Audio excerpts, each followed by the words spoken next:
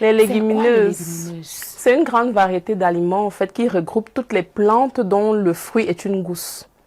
Donc, vous voyez, les arachides, c'est une légumineuse, par exemple, parce que ça sort d'une gousse. Les haricots noirs, verts, rouges, il y a plein de variétés d'haricots, des blancs, des teintés. Chez nous, on en a quand même une certaine quantité. Le coquille aussi est une légumineuse. Appelé aussi le niébé dans d'autres pays africains, c'est une légumineuse. Nous avons les lentilles. C'est vrai que les lentilles ne sont pas très répandues au Cameroun. Nous n'avons que la lentille corail qui est assez vulgaire au Cameroun. Mais il y a plusieurs types de lentilles. Il y a les pois. Ce que nous connaissons ici chez nous, ce sont les petits pois qu'on a souvent en conserve. Parfois, on trouve au marché comme des petites graines vertes, toutes vertes. Oui, on fait des salades avec... oui, des crudités. Oui. Donc, voilà ce qu'on appelle légumineuses. Et dans les arachides, même, nous avons plusieurs variétés d'arachides chez nous. Donc, il y a des arachides du village, du nord, bref, les goûts sont différents. Il y a plusieurs variétés, que ce soit dans les haricots, dans les arachides et même dans le coquille. Donc, on consomme les légumineuses de tous les jours. On ne sait pas qu'on appelle ça légumineuses. Tout à fait. Donc, vous avez dit tout ce qui est gousses, arachides, haricots verts, blancs, noirs, les lentilles, les petits pois, oui, tout à fait. D'accord. Quelle est leur importance dans la santé globale? Bon, l'importance des légumineuses, c'est surtout leur richesse en protéines. Parce que généralement, quand on parle de protéines, tout le monde voit beaucoup plus les viandes, les poissons, les œufs. Mais nous avons aussi ce que nous appelons des protéines végétales. Et les légumineuses regroupent le grand groupe, on va dire, des protéines végétales, si on peut dire comme ça. Ça, c'est, on va dire, le bienfait majoritaire des légumineuses. Maintenant, à côté, on a des minéraux, on a des vitamines, principalement la vitamine B. Parmi les minéraux, on a du fer. Donc, il faut savoir que lorsqu'on dit qu'on a besoin de fer, c'est pas seulement dans la viande, mais aussi dans les légumineuses. On a des minéraux, comme j'ai dit, le calcium, le magnésium, qu'on dit devoir retrouver dans le lait, parce que on dit souvent manger 3-4 produits laitiers par jour, mais c'est pas toujours évident. Donc, dans les légumineuses, on peut retrouver ce calcium, ce magnésium, ce zinc. Nous avons aussi des glucides. Il faut savoir que les légumineuses sont un peu classées entre protéines et féculentes. Les féculents, c'est un peu comme la patate de macabo, l'igname, vous voyez. Donc, les légumineuses contiennent un peu de glucides, ce qui permet de les classer parfois dans les féculents aussi. Oui, quelle est leur importance dans la santé humaine? Bon, dans la santé humaine, c'est l'apport protéique principalement. Pour des gens qui n'ont pas forcément les moyens de s'acheter de la viande tous les jours, l'apport protéique. Ensuite, aussi l'apport en minéraux. Pour ceux qui n'ont pas les moyens d'acheter des produits laitiers, par exemple, apport en minéraux et en vitamine B. Pour ceux qui n'aiment pas forcément manger les légumes verts tous les jours. D'accord. Voilà. Et chez l'animal? Chez l'animal, en fait, c'est à peu près la même chose parce que la viande que nous mangeons est constituée de protéines. Donc, ils ont besoin de protéines et ils ont aussi besoin de minéraux pour que tout leur métabolisme fonctionne bien et qu'ils restent en bonne santé. Donc, c'est à peu près la même chose. Et il faut savoir qu'il y a des légumineuses en graines que les animaux consomment, mais il y a aussi des légumineuses en herbe. Donc, le foin, les pâturages, tout ce que les bœufs mangent là, ce sont des légumineuses, dont les feuilles là. On fait aussi le foin, souvent des ballots et on sèche. Ce sont aussi des légumineuses. Mais dans l'alimentation industrielle, par exemple, on utilise souvent le soja. C'est très répandu. On utilise aussi, je crois, non, pas ça, les lentilles dans l'alimentation animale. D'accord. Tout à l'heure, vous avez cité les légumineuses qu'on trouve au Cameroun. Donc, pas besoin de revenir dessus, puisque c'était la question qui suivait. Donc, pas besoin de revenir dessus. Quels sont leurs rapports sur le plan nutritionnel? Les apports, donc ça va être une répétition en réalité parce que, comme je l'ai dit, c'est principalement les protéines, principalement.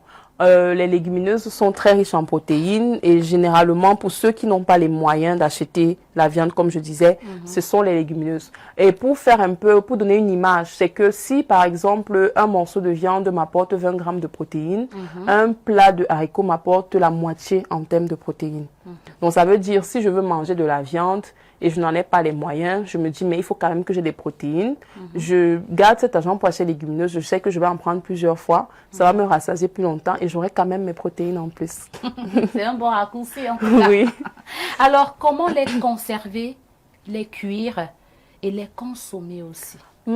La conservation est très simple. C'est vraiment un avantage phare des légumineuses parce que c'est très économique, surtout parce que c'est facile à conserver.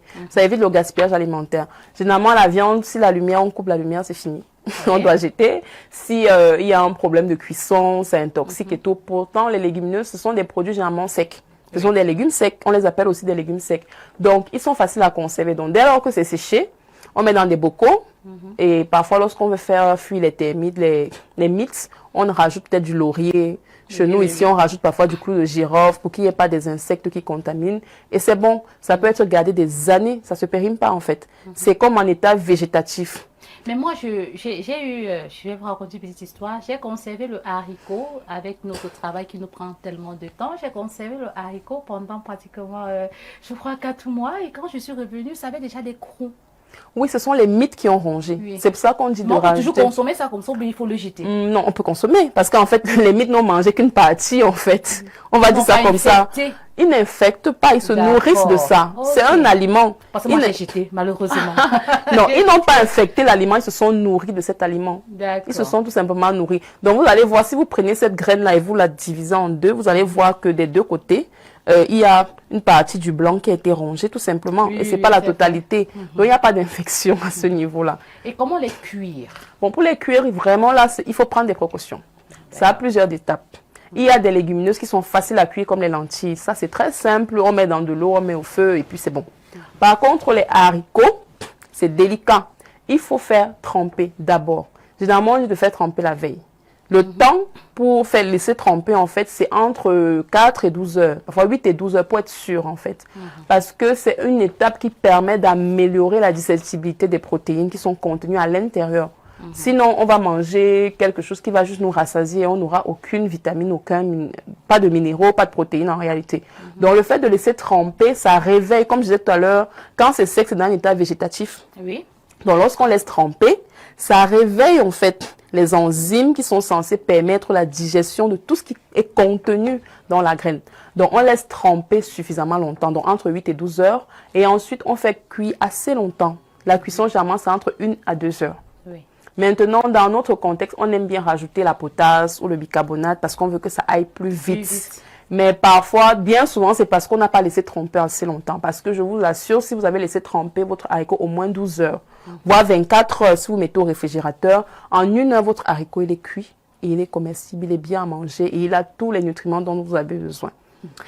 C'est bizarrement, avant de vous laisser continuer, moi, je sais depuis mon enfance, quand on trempe les légumineuses, c'est-à-dire haricots, le coquille, tout ça, c'est pour que ça gonfle. Ça double de volume, c'est normal, parce que ça prend de l'eau, c'est normal, ça triple même parfois de volume. Oui.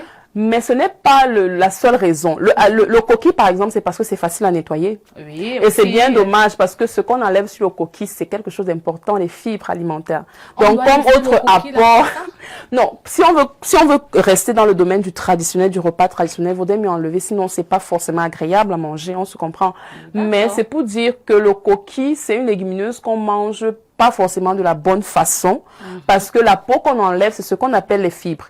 Donc, c'est un des apports aussi très importants des légumineuses, c'est riche en fibres. Donc, pour les personnes qui ont tendance à être constipées, c'est très bien en fait, parce que les organismes internationaux recommandent qu'on mange à peu près 25 grammes de protéines par jour. Et les légumineuses peuvent en contenir jusqu'à 16 grammes par 100 grammes. Donc, vous savez, je peux manger un plat de haricots et j'ai déjà 100 grammes de fibres alimentaires. Donc, c'est bien pour mon estomac, c'est bien pour mes intestins, ça développe mon microbiote, ce qu'on appelle les microbes qui sont dans le ventre. Donc, ça améliore la digestion et ça améliore même la santé. Parce que lorsque le microbiote est bien développé, ce sont des bactéries protectrices. Donc, ça améliore aussi mon état de santé. Ça améliore la digestion, ça améliore la santé. En général. On va aussi manger ça tous les jours. Non. Comment consommer alors les légumineuses? Bon, disons qu'on peut en prendre 2 à 3 fois par semaine. Et on peut même l'intégrer tous les jours. Ça dépend de notre tolérance aussi. Parce que c'est vrai que les légumineuses contiennent des glucides qui sont difficiles à digérer et qui provoquent des gaz. Mais en réalité, comme je disais, la méthode de cuisson peut permettre de repousser cela. Donc, si j'ai bien fait tremper mon haricot, j'ai fait cuire suffisamment, en réalité, j'aurai moins de gaz que celui qui a juste mis au feu, a jeté la potasse à l'intérieur ou le bicarbonate et a laissé cuire rapidement. Comme au village. Oui. Par contre, l'autre astuce, c'est de mettre des pommes de terre. Ça fait aussi cuire assez rapidement. Assez rapidement. Oui. Ah ça? Ok, d'accord. Oui. Alors, comment faire... bon, avant de nous donner les astuces pour faire consommer ces légumineuses à nos enfants, donnez-nous un peu les exemples de quelques plats qui ont les légumineuses. Bon, les plats traditionnels, on vient d'en parler, le coquille. Le coquille. C'est vrai que chez nous, c'est fait en mai. Et aussi le conchap, non? Oui, j'arrive. Voilà. Le coquille, c'est fait en mai chez nous, mais dans d'autres pays, le niébé, comme on dit là-bas, c'est consommé aussi comme des haricots. Hein. Ça se fait frit, ça se mange avec du riz. Vous voyez, mais chez nous, traditionnellement, on sait que le coquille, c'est une boule. On écrase et tout, on met la banane à côté. Voilà. Maintenant, comme autre exemple de repas, on a le conchaf, que tout le monde connaît. On fait dépuper le maïs, on met du haricot. On a ce qu'on appelle le ekomba. Comme tout à l'heure, je l'ai dit, les arachides, ce sont des légumineuses. Donc, un plat fait à base de légumineuses, c'est les kombas. Le riz aux arachides, le ndolé. Donc, c'est un plat à base de légumineuses aussi, parce que les arachides sont tout aussi riches en protéines. Mais il faut savoir que la différence, c'est que les arachides ont aussi beaucoup de matière grasse, contrairement aux autres types de légumineuses qui sont très faibles en matière grasse. Comme autre repas, on peut avoir quoi? Le haricot, beignet haricot bouilli, tout simplement. Beignet haricot bouilli que tout le monde connaît. Et il faut comprendre l'intérêt de ce mix-là.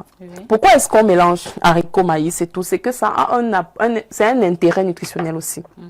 Les légumineuses, c'est riche en protéines, certes, mais les protéines des légumineuses ne sont pas complètes. Donc, pour avoir des protéines complètes, il faut l'associer à une céréale la plupart du temps. Donc, lorsqu'on mange, on va dire le haricot frit avec la patate, c'est pas vraiment ça. Ça veut dire que si je veux manger mon haricot frit avec la patate ou avec les pommes, c'est mieux de rajouter un peu de crevettes séchées. Là, je complète mes protéines avec des acides aminés essentiels qu'on ne peut pas produire dans notre organisme.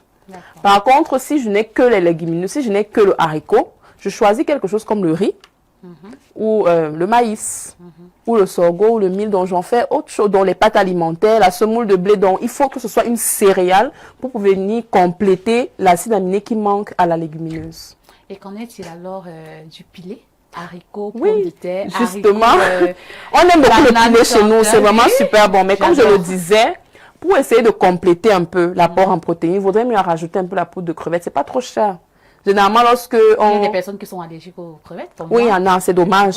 Bon, il y a la poudre de poisson aussi. Il y a des poissons séchés, on peut rajouter dans le malolo, la peau, le mbunga, oui. On fait sécher ça bien, on en fait une poudre et on rajoute dans l'aliment. Et là, on saura qu'on a quand même assez équilibré le repas, en fait. On est sûr qu'on a suffisamment de protéines, d'acides aminés essentiels. Nous sommes en plein dans la fête de la jeunesse. Nos tout petits qui sont à la maison, là, comment on les fait consommer les légumineuses? En réalité, nos tout petits aiment le pilé. Ils aiment le pilé. Surtout si on le fait, je vais dire plantain mûr. C'est sucré. Donc, généralement, comme c'est un peu sucré. Aussi, voilà, la patate, c'est sucré. La banane, il y a aussi une façon de faire avec la banane. Donc, on peut prendre des bananes aussi un peu mûres, pas trop, pour que ça ait ce goût sucré. Ça, c'est chez nous, ils aiment ça. Maintenant, sur d'autres sujets, il y a beaucoup de recettes à base de légumineuses. Et on fait même des desserts à base de légumineuses. On fait des pâtes à tartiner avec des haricots rouges. On fait des crèmes à base de haricots. Donc, il faut savoir qu'il y a plein de recettes. Mais chez nous, dans notre contexte, je pense que ce que les enfants préfèrent réellement, c'est le pilé. Maintenant, si vous voulez introduire ça dans autre chose, peut-être ça va être dans des bouillies composées. On peut aussi en mettre dans les bouillies composées. Le soja, par exemple, on utilise ça dans les bouillies composées tout le temps, non? On fait griller, on introduit dans les bouillies. On peut en faire, je sais pas, des gâteaux. On peut en faire des beignets. Lorsqu'on fait, par exemple, le lait de soja et qu'on presse, la pulpe, on ne la jette pas. Oui. On ne la jette pas. On l'utilise, on peut la réduire en poudre pour introduire dans des beignets, dans des pâtisseries. Donc, c'est une autre façon de faire manger les légumineuses aux enfants. Donc, il y a beaucoup de petites méthodes. On peut décider de faire bouillir du haricot rouge, mais on réduit en purée, on introduit dans un dessert. Par exemple, si on fait un gâteau à la crème, on introduit dans la crème. Donc, c'est pour dire qu'il y a beaucoup de petites techniques, en fait, en fonction de ce que j'ai l'habitude de faire chez moi. Le soja, j'en fais du lait. Bon, on dit du lait, mais en fait, c'est une boisson végétale au soja. J'en fais une boisson végétale agréable à boire pour les enfants. J'en fais du yaourt. Je fais des brochettes de soja. Je crois que tout le monde connaît les brochettes de soja chez nous. Dans les pays asiatiques, ça s'appelle le tofu. Mais ici, on sait que ce sont les brochettes de soja. C'est aussi très agréable à manger. Donc, avec ces petites astuces-là, on peut faire découvrir les légumineuses aux enfants. Maintenant, il y a ce qui est moins connu, les lentilles corail dont j'ai parlé. Il y en a sur nos marchés, mais les femmes utilisent beaucoup plus ça comme assaisonnement. Parce que ça coûte quand même assez cher. Même parmi les légumineuses, il y a les légumineuses de luxe. Même si aujourd'hui, les gens ont un peu laissé tomber les légumineuses parce que c'est un peu la nourriture du pauvre. On préfère manger des steaks et tout, la viande. Mais les légumineuses, il y en a aussi quand même qui coûtent cher, comme les lentilles corail. Mais ça, par contre, c'est facile à cuisiner. Si on peut les lentilles corail en image, ça sera très bien pour les spectateurs qui nous regardent. Ce sont des petites graines oranges. Les femmes qui achètent ce qu'on appelle l'épice congossa. Ah, oui, voilà. C'est ça, dans l'épice congossa, il y a une toute petite graine orange. Voilà. Ça, ce sont les lentilles corail. Donc, les mamans qui aiment bien acheter les épices